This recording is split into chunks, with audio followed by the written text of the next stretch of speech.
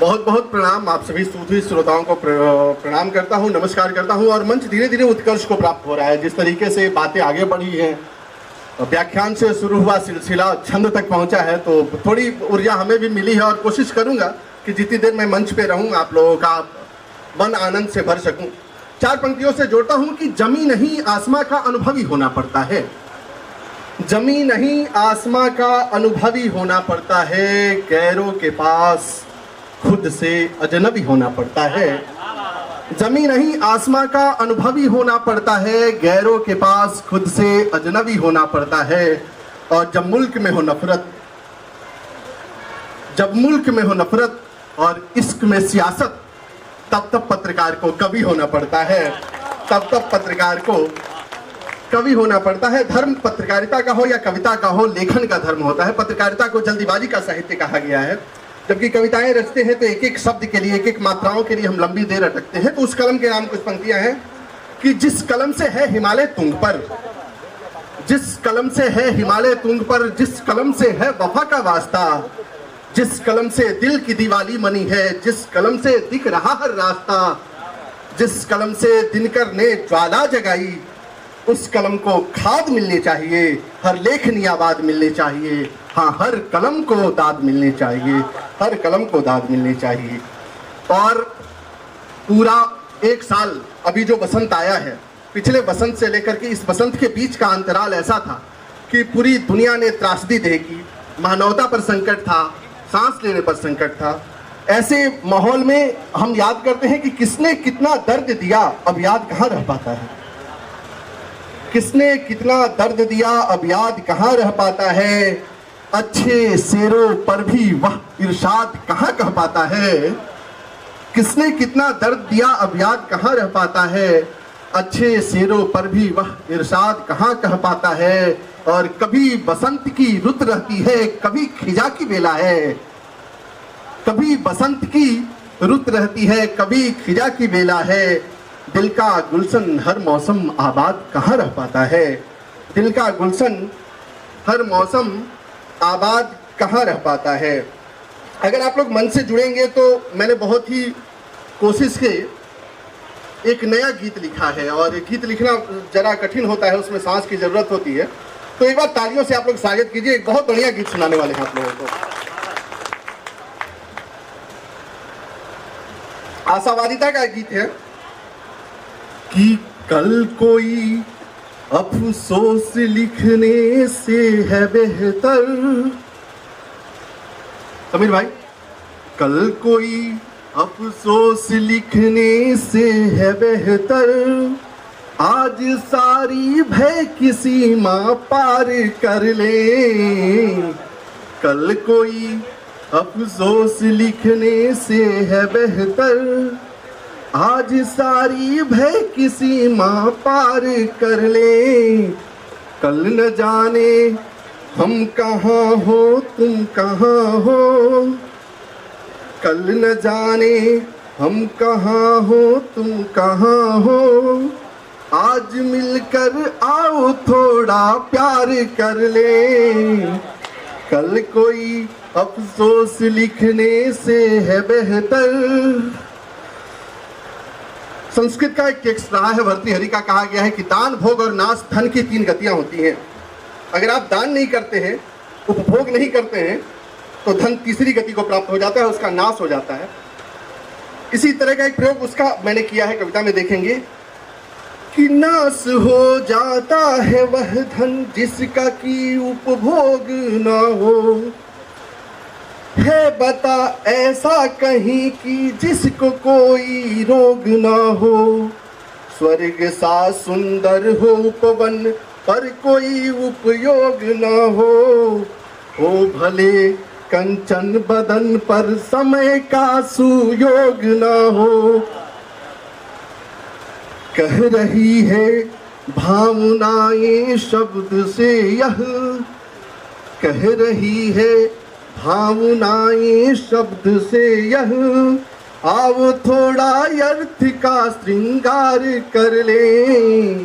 कल कोई अफसोस लिखने से है बेहतर। आओ थोड़ा भय की सीमा पार कर ले। आगे सुनेंगे कि 4 दिन की यह जवानी फिर न इतने लाल होंगे। अभी चेहरे पर जो कांति है शायद रहे ना रहे आने वाले दिनों में, कि 4 दिन की यह जवानी फिर न इतने लाल होंगे। न तो ऐसा रूप होगा न गुलाबी गाल होंगे, न तो ऐसा रूप होगा न गुलाबी गाल होंगे। रूप रस स्पर्श से हम फिर न माला माल होंगे। साल है अभी दीन जैसा, दीन जैसे साल होंगे। साल है अभी दीन जैसा, दीन जैसे साल होंगे। कल नई आँखों में दिखेंगे झील झूले, कल नई आँखों में दिखेंगे झील झूले। आओ चल कर आज नैनाचार कर ले, कल कोई अफसोस लिखने से बेहतर। आओ चल कर भय की सीमा पार कर ले। आगे देखेंगे, वक्त का अर्जुन बनो यह वक्त भी कहता रहा है। वक्त का अर्जुन बनो यह वक्त भी कहता रहा है। वक्त ही ठहरा रहा है, वक्त ही बहता रहा है। वक्त की इस मायूसी में वक्त भी सहता रहा है। वक्त को उल्लास दो कि वक्त सब सहता रहा है।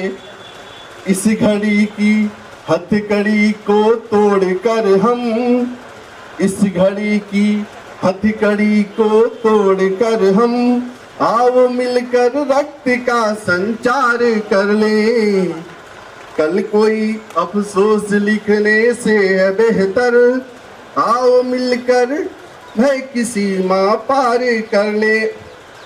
आप लोग शायद आनंद नहीं ले पा रहे हैं, आपके सब्जेक्ट की बातें नहीं हो रही है, लगता है दर्शन ज्यादा इसमें चला गया। मैं कोशिश करता हूं कुछ और पंक्तियों से जोड़ने की।